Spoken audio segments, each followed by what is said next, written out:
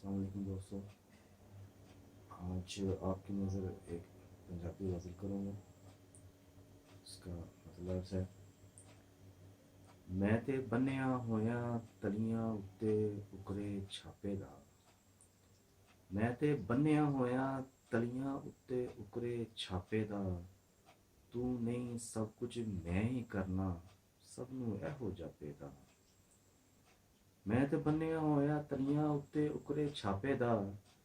तू नहीं सब कुछ मैं ही करना, सब नू एहो जापे दा।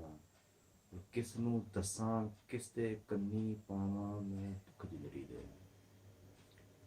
किस नू दसां किस दे कन्नी पावां मैं दुख जिंदड़ी दे। सारे दुखां नालों वड्डा दुख है इस कलापे दा।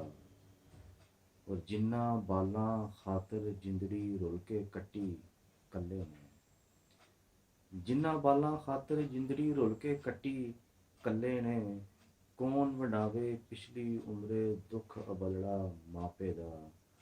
और वेख जरा तू वंड ओए रब्बा उच्चियां शानां वालड़िया। वेख जरा तू वंड ओए रब्बा उच्चियां शानां वालड़िया। माड़ा एक सवाली बनिया रोटी दे एक पापे दा। और आखिरी शेर के बोलन लगियां सोच के बोली लफ्ज गले पै जाने ने। बोलन लगियां सोच के बोली लफ्ज गले पै जाने ने। हशर दिहाड़े डाडा रब सारियां जीबां नापे दा। बोलन लगियां सोच के बोली लफ्ज गले पै जाने ने। हशर दिहाड़े डाडा रब सारियां जीबां नापे दा।